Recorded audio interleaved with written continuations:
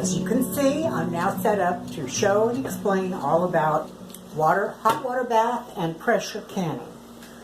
These are my two favorite canners in the world. This is a hot water bath. It can be used for all high acid canning. That means things like citrus and tomatoes and things with lemon in it. They can be done in the water bath canner. This is a pressure canner. Anything that is low acid, meats, potatoes, anything like that, has to be done in this so that it can be made shelf stable and you can keep it for long term. Now, we're going to start out with this. This is the rack that goes in either or both of these. You set it on the bottom like this, and then you stack your cans on top of it, or your bottles rather. In both of these, you can do multiple levels if you have enough that needs to be done and all be processed at the same time.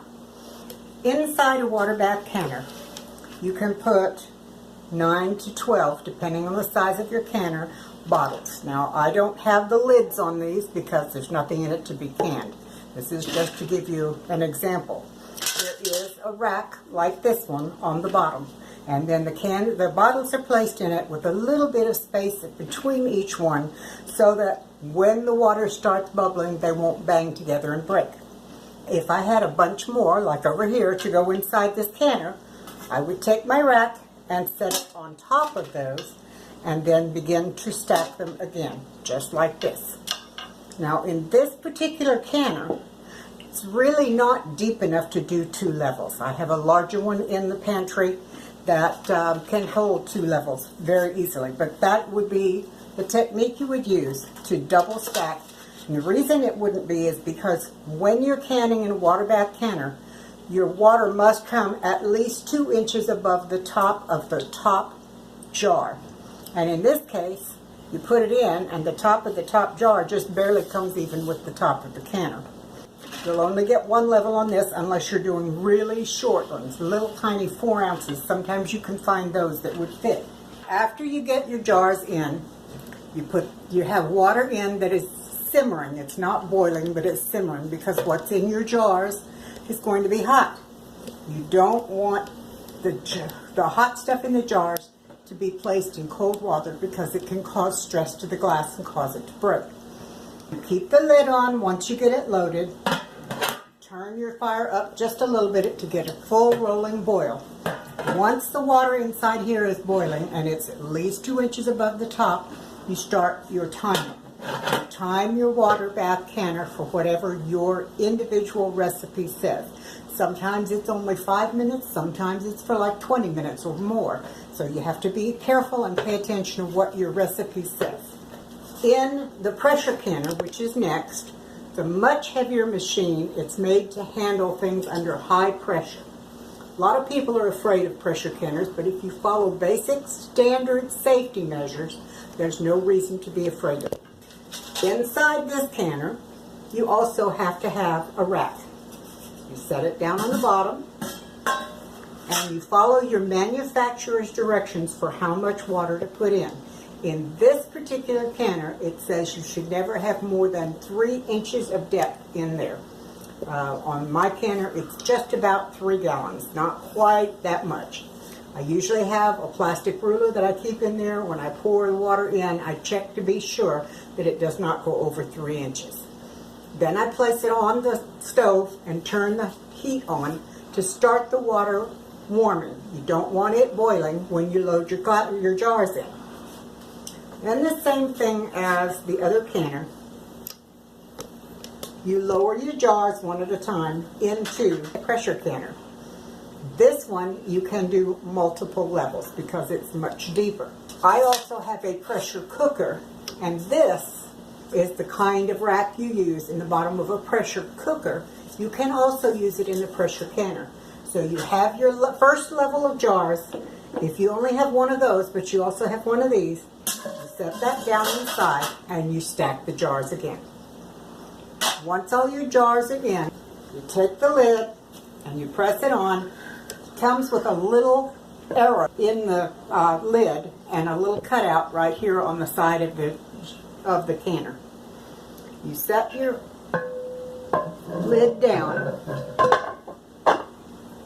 Then when you turn it, the little hooks that are down here that catch on the part of the can will engage, and that's the first of the safety measures to keep the canner safe while you're using it.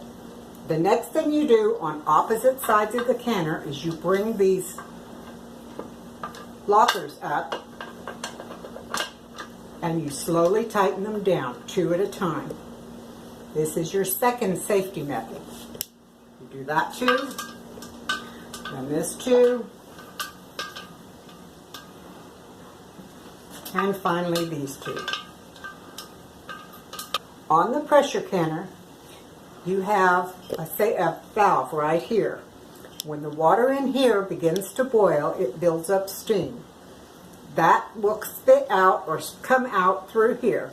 That evacuates the extra air and everything out of here. You'll get a steady stream of steam coming out. As soon as you can, that steam is steady, you set your timer. You let it run for 10 minutes. That evacuates everything except the steam, heats everything inside, and gets it ready to can. This is a weight. My canner is called a weighted gauge canner. It has both a weight and a gauge to control what's going on inside here. As the steam is building up in here, as it's coming out here, it is building up inside. When the 10 minutes is passed and it has vented, you can see on the front it has 5, 10, and 15, and there are holes on the end. You drop it down on here, and that is the weight that you use. It is depending on your altitude above sea level. That will also be told in your canning books and in your recipes. When this goes on, the pressure inside the can will start to build and the gauge will rise. And my altitude says I will can at 10 pounds of pressure. So I put it so that the hole here is below the 10. And then I watch this until it goes up to 10. Once both of those are going, I turn the temperature down just a little bit, and it maintains the 10 pounds of pressure. It processes for whatever the length of time it says in your recipe or in your canning book. Once that time has happened and it has maintained in my case, 10 pounds of pressure for the entire time, then you turn the temperature off under the canner and you allow it to cool normally. When it cools normally, in the back over here, there is a little button that pops up when the pressure is built. When it has cooled, that button will go down and you will not hear any noise inside, and this will be back to 0. You take the weight off, you loosen the lock nuts, doing it on opposite sides each time. Then you take it and you unlock it. Now, there we go. And when you open a canner, because there is still steam in here, you always open it away from you. You want that steam to go away so it doesn't scald you, because believe me, it's hot in there and it will scald you if you're not careful. You set it aside, then you use your jar lifters, and you lift each can out individually. Now these jars will have water on the lids. You don't want to tip it to dump that water off. You take it straight out and you put it on a towel in a draft-free area. The water will then evaporate off and your product inside your can will cool. As it cools, this lid, which is called a dome top lid, will be sunk down into the jar because your vacuum pulls it down. And you will not be able to hear, I don't know if you can hear this or not, I'm going to try and make it loud. Okay, that noise is what you will hear you'll hear it go ping like that when it sets up a vacuum. After it has cooled, that little center place will stay down and you won't be able to push it like that anymore. Once it's cooled, you take the ring off and you will be able to lift the jar by just holding on to the lid. Now, obviously there's nothing in it, hasn't been canned, but you'll be able to do this just holding on to that. Wash the jar off real well, label it either on the top or on the sides with a label or a marker or something of that nature, and you're free to put it in your pantry. The same thing with those that come out of here. You take them out and allow them to cool, the same as you allow the others to cool. Once they're done, they're all cool, the center is down, you take the ring off again, check to be sure that it is sealed, and then you wash the jar and label it and put it in your pantry. That's the very basics of this two types of canning, water bath and pressure. Haven't decided yet whether it'll be water bath or pressure, but we will be canning something. So stay tuned and watch for the next video. See you later.